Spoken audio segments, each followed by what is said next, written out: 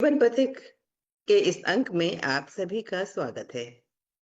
मित्रों, ये जीवन पथिक जो हम अंक शुरू किए हैं, आप सभी ने देखा होगा हमारे पहले ही अंक से कि हम अ, इसमें कोई साहित्यिक बात नहीं करते हैं, किसी गूढ़ विषय पे बात नहीं करते हैं, बल्कि हम ये चाहते हैं कि आपके साथ-साथ चलें। हर कदम पे आपको होने वाली उलझनों का, आपकी समस्याओं का समाधान करें। क्योंकि हमारे साथ एक ऐसे विद्वान जुड़ते हैं जो हमारे गुरु भी होते हैं, अगर उनको देखें तो शिक्षक भी हैं और मित्र भी हैं, जिनसे हम गाइडेंस तो ले ही सकते हैं, साथ में अपनी सारी बातें साझा भी कर सकते हैं। कई बार जीवन में कुछ ऐसे पल आते हैं जब हमें कभी-कभी खुद से ही लगता है कि क्या मेरे अंदर ये कमी है या ये मानव स्वभाव है। तो आप कुछ अंदाज़ा लगाइए जब तक हम अपने विद्वान से आपका परिचय करा दें, क्योंकि हमने पिछले भी अंक में कहा था कि ये हमारे संस्कार हैं कि हम हर बार अपने विद्वान का, अपने मेहमान का स्वागत करते हैं, उनका परिचय कराते हैं। तो ये है हमारे चिरपरिचित मेहमान, विद्वान डॉक्टर गौतम चटर्जी। और जो हमसे जुड़ते हैं वाराणसी से और रहते हैं काशी में। रहते हैं काशी में, इसका रहस्य हम किसी और अंक में बताएँगे। लेकिन सबसे पहले आइए इनका स्वागत करें। तो डॉक्टर गौतम चटर्जी, आपका स्वागत है इस अंक में। मेनका जी, अभिनंदन, नमस्ते, शुभ संध्या। आप कैसी हैं? बस अच्छे हैं। और आप कैसे हैं? मैं सुंदर हूँ, मुक्त हूँ, आनंदित हूँ। गौतम जी, जब आप इस तरीके के उत्तर देते हैं तो सुन के बड़ा अच्छा भी लगता है और साथ में उस उत्तर का अर्थ ढूँढने का मन करता है। ऐसा लगता है कि ये जैसे आपने कोई मंत्र बोल दिया हो, तो बहुत अच्छा लगता है सुनकर। अच्छा बताइए कि आनंदित हैं, सुंदर हैं, मुक्त हैं, ये किस अर्थ में आप कहते हैं? ये किस अर्थ में कहते हैं? हुँ, सुंदर हूँ का मतलब है कि सुंदर जो है, प्योर कॉन्शियसनेस यानी कि शिव, उनको देख रहा हूँ। जब उनको देख रहा हूँ तो किसी बंधन में नहीं हूँ, यानी मुक्त हूँ। और ऐसी स्थिति में जो प्रेम और आनंद की उत्फुल्लता है, उस आनंद में हो तो उसको मैं कहता हूँ आनंदित हूँ। क्योंकि कभी भी अ, इसका मतलब है कि मुझे जीवन में किसी भी चीज को लेकर शिकायत या कंप्लेन नहीं है। बिल्कुल। क्या बात कही है आपने! ऐसा लगा कि जैसे एक बहुत गूढ़ बात थी जिसको सुन के अच्छा लगता था, लिरिकल लगता था, बड़ा मधुर लगता था, लेकिन उसका अर्थ जान के वो उससे भी ज़्यादा मधुर लगा। और सबसे अच्छी बात जो ये लगी कि आपको कोई शिकायत नहीं है। ये सुनकर मुझे ज़रा अटपटा-सा भी लगा, अच्छा भी लगा। अटपटा-सा आप जानना नहीं चाहेंगे क्यों? नहीं, अटपटा सा आपको नहीं लगा, अटपटा सा आपके माइंड को लगा। अब आपके माइंड को अटपटा सा क्यों लगा, वो आप कृपया बताएं। हाँ, अटपटा-सा इसलिए लगा कि जब भी हम मिलते हैं किसी से, तो पता नहीं ये क्यों मानव प्रवृत्ति होती है, या किसी देखिए खूब अच्छे घर में भी हमें ले जाया जाए कि अच्छा अब तुम इस सुंदर से घर में रहोगे, तो हम वो सब अच्छा लगेगा। फिर हम ये सोचेंगे कि ये अलमीरा अगर यहाँ से यहाँ होता तो ज्यादा अच्छा होता। मतलब कहीं ना कहीं कोई कंप्लेन आ जाता है। और यही बात होती है व्यक्तियों के साथ भी। जब हम किसी से मिलते हैं तो पहली नजर में हम जरूर कह देते हैं कि आपसे मिलके बड़ी खुशी हुई, बड़ा अच्छा लगा मिलके। लेकिन बाद में हम ज़रूर सोचते हैं कि अरे यार! किस तरीके से बात कर रहा था, ऐसा लग रहा था जैसे बहुत एरोगेंट है, उसमें एरोगेंस बहुत ज़्यादा है।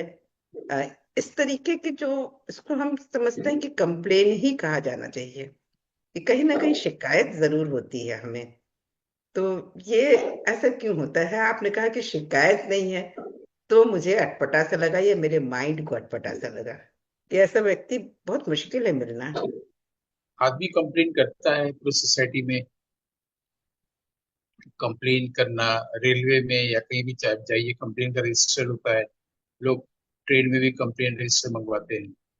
तो कंप्लेन करते हैं कि हमको ये सुविधा मिलनी चाहिए, नहीं मिल रही है, ऐसा होना चाहिए, ऐसा नहीं हो रहा है, लोग कंप्लेन करते हैं घर में, समाज में, सरकार को लेकर कि ऐसा होना चाहिए, सरकार को देना चाहिए, वो नहीं करते।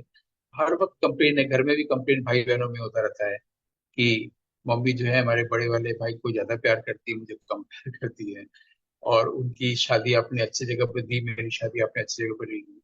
कदम कदम पर कंप्लेन, तुमने उनको कॉल क्यों नहीं किया, मैसेज का रिप्लाई क्यों नहीं किया, हर समय शिकायत।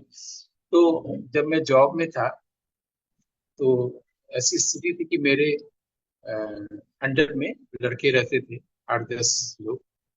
वो लखनऊ में जब हम स्वतंत्र भारत में मैगजीन एडिटर थे तब भी थे 6-7 लोग, और प्रयास में जब मैं ब्यूरो चीफ हुआ तब भी थे। तो वो लोग तो कंप्लेन करते थे कोई दूसरा आदमी ये नहीं कर रहा है या ऐसा उसको करना चाहिए था। तो मैं एक ही चीज कहता था कि खुद को परफेक्ट करो, ये नहीं कहता था कंप्लेन मत करो।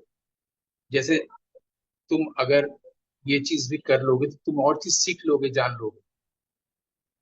इसको और सरल बताने के लिए मैं बताऊं कि लखनऊ में मैं मैगजीन डेस्क में था, इसको फीचर डेस्क बोलते हैं। मैं एडिटर था, और हम लोग 6-7 तो मिलके काम करते थे। तो मेरी जो टेबल के बाईं और दो मैडम बैठती थी, सुप्रिया जी और सविता जी, मेरे पीछे भी कोई बैठता था, दाहिनी ओर भी बैठे। तो लोग पहले, आजकल के जमाने जैसा नहीं होता था कि सिर के ऊपर कोई सामने एक डेस्क रहेगी और वो रहेगा, कंप्यूटर रहेगा। हर आदमी अपने छोटे छोटे, हल्के हल्के छोटे छोटे केबिन में है, बगल बगल बैठे हुए, एक दूसरे से मतलब नहीं, ऐसा नहीं था।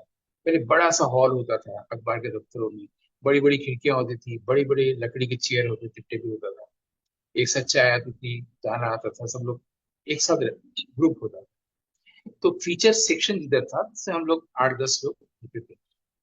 तो अब जो सविता जी थी वो फीचर में नहीं थी, फीचर में लेख फेक लिख देती थी, लेकिन वो एक दूसरा डेस्क संभालती थी, जिसको हमारे यहाँ अखबार की भाषा में डाक कहते हैं। आप देखिए कई बार क्या होता है कि सुबह के अखबार होते हैं, आप ट्रेन में जब 12-1 बजे चढ़ती हैं तो सुबह वाला जो आपके घर में अखबार आता है, जो आपका सबसे बड़ा अखबार है, रात में 12 बजे 1 बजे दे रहा है आपको ट्रेन में, तो आपको डाउट होता है ना कि ये अभी क्यों। तो वो दरअसल उसी अखबार का डाक संस्करण कहलाता है। उसमें दिन भर की खबरें रहती हैं, और तब तक जितनी आ सकती हैं वो देखे, वो इशू निकाला जाता है उस समय के लिए, रात के लोगों के लिए। जो लोग शहर में रहेंगे तो सुबह मिल जाएगा उनको, 2 बजे अखबार छपेगा तो। लेकिन 2 बजे से पहले 12-1 बजे जब छप रहा है तो तब तक की खबरों को भी दिया जाता है। ये सारे प्रमुख अखबारों की, में अमर उजाला हो, प्रभात खबर हो, या आपके यहाँ जो भी अखबार निकलता हो आपके जबलपुर में। तो वो सविता जी मान लीजिए देर से आती, किसी दिन देर से आई। अब क्या होता है कि सुबह 10-11-12 बजे से ही जो कॉम्पोजिटर में, आजकल तो हम रिपोर्टर खुद ही टाइप करता है, रिपोर्ट खबर बनाता है, फीचर राइटर, लेकिन उस वक्त कॉम्पोजिटर का अलग सेक्शन होता था, और उसका जो हेड होता था उसको फोरमैन कहते थे, और प्रूफ रीडर्स अलग होते थे। फोरमैन आके मैटर ले जाता था ताकि वो जो खाली न रहे कंप्यूटर, कुछ ना कुछ होता रहे। अब सविता जी की तरफ से मैटर जाएगा तब तो फिर शाम तक पेज बनेगा, फिर पेपर छूटेगा। टाइम से तो पेपर छपना ही है, वहां तो संडे मंडे होता नहीं है। तो अभी अगर वो नहीं आई है और उनके डेस्क, उनके टेबल पर बहुत सारी खबरें आके पड़ी हुई हैं, तो हम लोग क्या करते थे, मैं खुद ही जाके उसको एडिट करके भेज देता था, क्योंकि वो काम होता रहे कि जब तक वो आएंगी तब तक उनको कुछ वहां से कंपोज, पहले ब्रोमाइड बनता है, तो वो मिलेगा, फिर वो अपना काम करेंगे, तब तक वो चलता रहे। कभी ये नहीं मैंने कहा कि आप देर से क्यों आती हैं, इतने देर तक कोई मैं खबर नहीं गई अभी तक, है ना। तो मैं, मुझे देख करके सारे ग्रुप मेरा भी वैसे ही करता था। अगर मैं कभी नहीं हूँ, वो आके सविता जी की तरफ से कुछ खबरें भेज दिया कर, अभी सविता गौतम। तो ये जो चीज था, इसमें कंप्लेन करने का स्टेटस ही नहीं बना ना। सब लोगों ने हमसे ये सीखा कि काम होते रहना चाहिए, अगर कोई किसी वजह से नहीं हुआ शिकायत मत करिए, वो काम भी आप कर लीजिए। तो आपको वो बनाने भी आ गया ना, आपके अपने काम के अलावा वो काम करना भी आ गया, तो आप अपने आप परफेक्ट करिए। मैंने उस वक्त तो मेरा डैश आउट था, तो बनारस में भी जब सहारा में आया तो हमने यही लड़कों को बोलते थे। तो इससे क्या होता था, नेगेटिव को कैसे खत्म करे ना करके पॉजिटिव ही देना। खुद को परफेक्ट करिए, खुद भी जान लीजिए, सीख लीजिए। वो काम अगर वो नहीं करा तो आप ही खुद कर लीजिए। अभी मेरे घर के सामने किसी का डेथ हो गया था, कोई खाने पीने का 13 दिन पर रखा गया था। मैं भी रात में चला गया उनसे। उनको बहुत खुशी हुई, वो उम्मीद ही नहीं की थी मैं भी जाऊंगा। फिर बहुत खुश हुए, बातचीत हुई, और हम फिर अपने घर में एंटर करने से पहले देखे वो जो चेयर्स आए थे वो लोग एक एक करके अब रखा है। तो मैं भी करने लगा कि आइए मैं भी हाथ बटा देता, तो बोला अरे अरे आप छोड़ दीजिए, वो आदमी खुद ही कर लेगा। तो ये करना, ये हमारी ओर से है कि मैं भी वो करूँ तो एक उनकी सहायता भी हो जाएगी, हमें भी ये करने आ जाएगा, है ना, खुद को परफेक्ट करना जिसको कहते हैं, और उनकी मदद भी हो जाएगी। ये दिस इज लव। और दोनों में से कोई एक चीज व्यक्ति चुन सकता है, या तो वो पूरे समाज, प्रकृति, पशु पक्षी सबसे प्रेम करे, या अपने आप को परफेक्ट करे कि हम जो चीज नहीं जानते हैं उसको भी जाने। तो कंप्लेन करने का एटीट्यूड चला जाएगा, वरना आप देखिएगा बच्चे से लेके बुजुर्ग तक घर में और पूरे समाज में हर कोई कंप्लेन कर रहा है। इतने हमारे यहाँ एजुकेशन के लिए काम नहीं हो रहा है, हॉस्पिटल नहीं खुल रहा है, ये समाज में जरूरत है, ये नहीं हो रहा है, ये नहीं हो रहा है, सरकार को ऐसा करना चाहिए। लगातार ये जो समाज है वो यही बोलता रहेगा, ये हो रहा है और वो नहीं हो रहा है। हमारे यहाँ पूरे देश भर में शिक्षा का इतना परसेंटेज है, वो नहीं हो रहा है। हमारे यहाँ जो हॉस्पिटल ज्यादा बनने चाहिए, हमारे यहाँ ये होना चाहिए, वो होना चाहिए, नहीं हो रही है, सरकार को ऐसा करना चाहिए। कंप्लेंट की एटीट्यूड में ना, तो जब हम कंप्लेन करेंगे तो हम किसी की अच्छाई नहीं देख पाएंगे, और खुद को परफेक्ट नहीं कर पाएंगे उस काम को भी सीखते जो हम कर सकते हैं। आगे बढ़ के खुद किसी का काम कर देना चाहिए, तो शिकायत कभी नहीं होगी। ये मैंने अभी शुरुआत, एक इंट्रोडक्शन या विषय प्रवेश बताया, तो इससे खुशी मिलती है, हम आनंदित होते हैं। हाँ, बहुत बहुत अच्छी बात कही आपने। मैंने तो एक सहज बात कही थी, लेकिन ये विषय इतना विस्तृत है, ये सोचा भी नहीं था। क्योंकि कभी कभी हम सहज कोई चीज सोचते हैं कि अरे ये चीज ऐसा नहीं है, वैसा नहीं है। लेकिन जो आपने बात कही कि हमको पहले खुद को परफेक्ट करना चाहिए, ये चीज बहुत अच्छी लगी कि परफेक्ट अगर हम खुद को कर लें।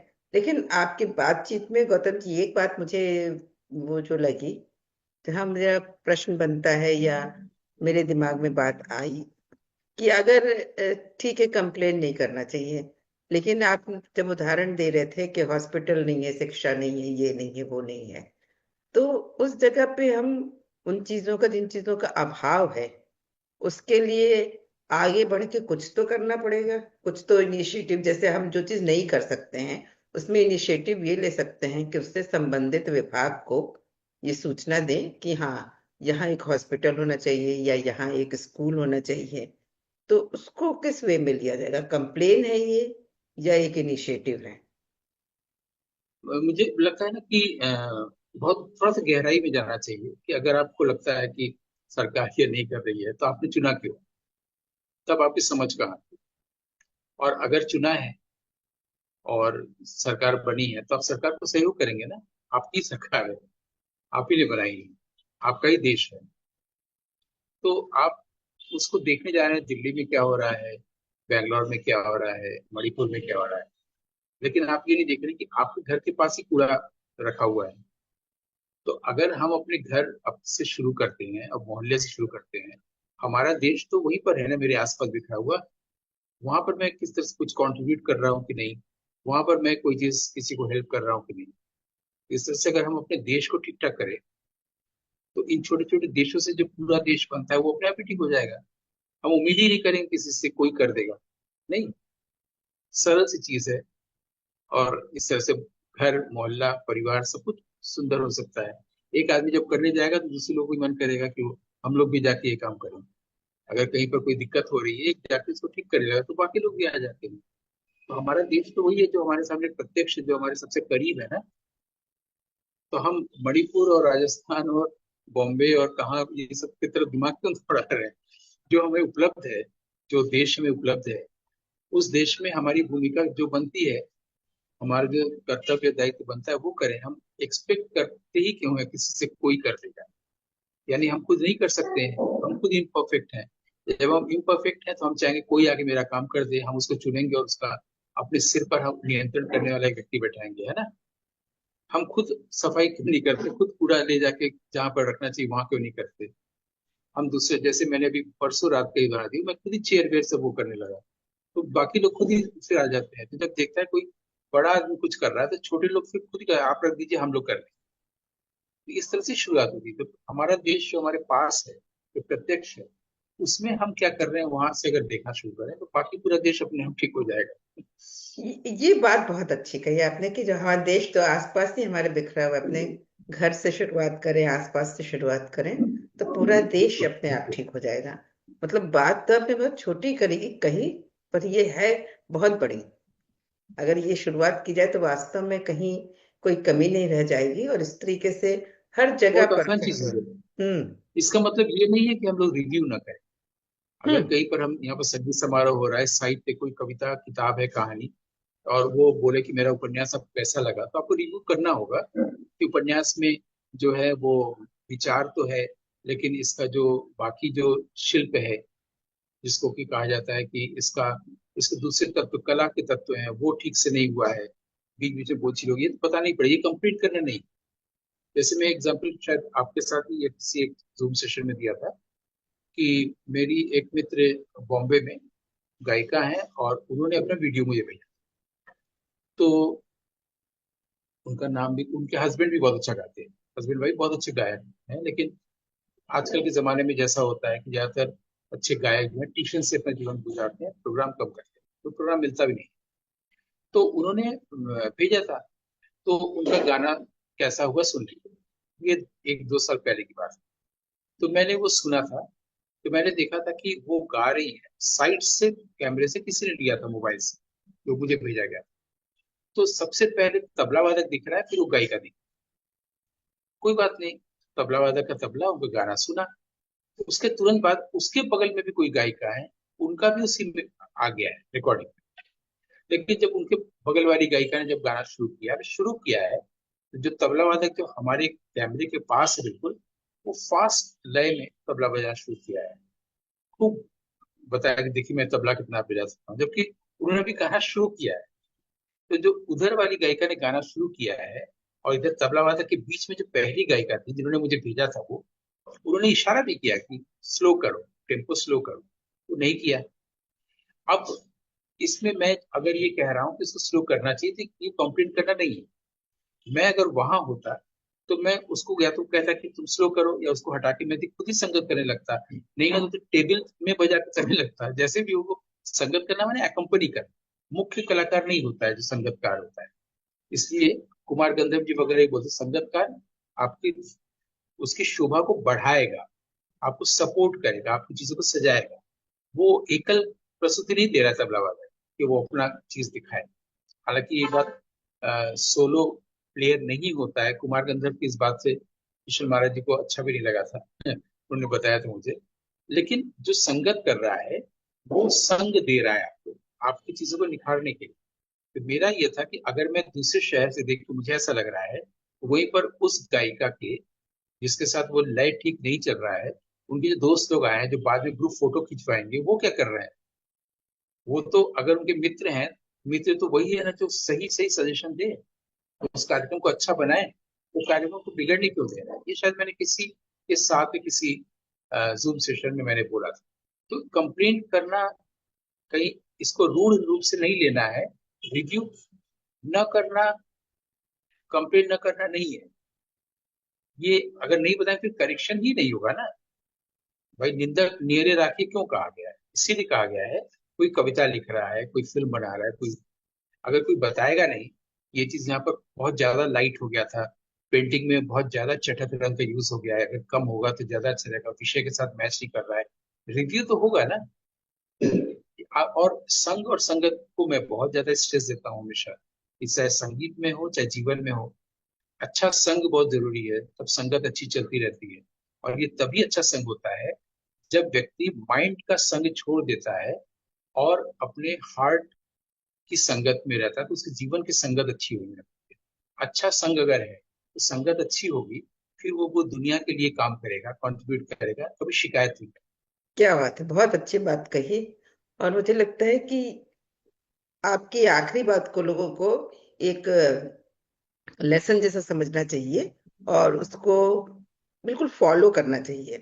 तो मित्रों, आपने देखा कि हम संग भी अच्छा करें, और कंप्लेन में और रिव्यू में क्या अंतर है, ये भी हमारे विद्वान ने बताया। तो गौतम जी, आप जब भी कोई बात बताते हैं तो उसमें बड़ी गूढ़ता होती है, मतलब उसमें इतनी गहराई होती है कि उसको उस गहराई इसलिए से लोगों ही को कठिन समझना। अनुभव करता है। नहीं नहीं, कठिन नहीं लगता है। ये आपको शायद ऐसा लगता है, इसलिए हमें ज्यादातर लोग इंटरेस्ट गहराई में आता है। जाना नहीं चाहते ना। ज्यादातर लोग गहनता में जाना नहीं चाहते हैं। लेकिन बहुत जरूरी है कि यात्रा और लक्ष्य का निर्धारण न करें, संग अच्छा करें। और संग की शुरुआत अपने आप से होती है, जिसको कहते हैं चैरिटी बिगिंस एट होम। या होम का मतलब ये शरीर, देह के भीतर जो देही है वहां से, जहाँ पर माइंड और हार्ट है। तो माइंड का जो संग है वही कुछ संग है। तो हम्म। आदमी पहले वहां से शुरू करे, चैरिटी बिगिंस एट होम। वहां से जब शुरू बिल्कुल करेगा तब फिर वो घर परिवार और मोहल्ले सब, उसका रिफ्लेक्शन आएगा। बिल्कुल संग बिल्कुल। बहुत होगी तभी संगत अच्छी होगी, और जीवन का सुर सही लगा होगा, तब लय नहीं बिगड़ेगा। बिल्कुल बिल्कुल सही बात कही आपने। तो मित्रों, हम क्यों ना कोशिश करें कि हम भी कंप्लेन कम करें, परफेक्ट होने की कोशिश करें, सीखें, जिससे हम और भी सारी चीजों को जानें और अपने विद्वान के बताए रास्ते पे चलें। और इनसे हम अगले अंक में, आपको इसी अंक में इसलिए बता रहे हैं कि हम ये जरूर जानना चाहेंगे कि रिव्यू और कंप्लेन में जो उन्होंने बात कही, तो उसमें क्या अंतर है, कहाँ रिव्यू है, कहाँ अप्रिशिएशन है, कहाँ क्रिटिसिज्म है। क्योंकि कई बार हम जब कोई चीज देखते हैं तो उसका तत्काल रिव्यू कर देते हैं, और वो तत्काल रिव्यू कई बार बहुत हल्का होता है। और जब हम गहराई में जाके उसके सोचते हैं कि नहीं नहीं, फिल्म का या प्ले का ये पहलू तो कमजोर था, एक ओवरऑल मैंने ये कह दिया कि हाँ बहुत अच्छा है। या किसी के भी बारे में जो हम किसी की कविता हो, गाना हो, इस तरीके की जो हम समीक्षा करते हैं तुरंत तत्काल में, तो वो कितना सार्थक है, कितनी सारगर्भित होती है, और कितनी गहराई से हमने की होती है, ये हम जानेंगे अगले अंक में। फिलहाल इस अंक में ये हमने जरूर जान लिया कि हाँ, शिकायत कैसे कम कर सकते हैं, कंप्लेन करना और किसी को अच्छे स्तंभ के साथ उसको निखारना, ये भी हमारे विद्वान ने बताया। तो चलिए, आज से ही हम इसको फॉलो करें। और सबसे पहले अपने विद्वान को इस बात के लिए धन्यवाद दें कि उन्होंने हमारे जीवन से शिकायत वाला पेज मिटा दिया। तो गौतम जी, आज आपने जो जानकारी दी, और इतने रोचक ढंग से आप कई बार बताते हैं, जो आपने अपने प्रेस की, अपने पत्रकारिता के जीवन की बातें बताई उदाहरण से, वो बहुत अच्छी लगी। तो इसके लिए आपका तहे दिल से धन्यवाद। आनंद, आनंद, आनंदम मंगलम, शुभम। क्या बात है, बिल्कुल बिल्कुल। Thank you so much.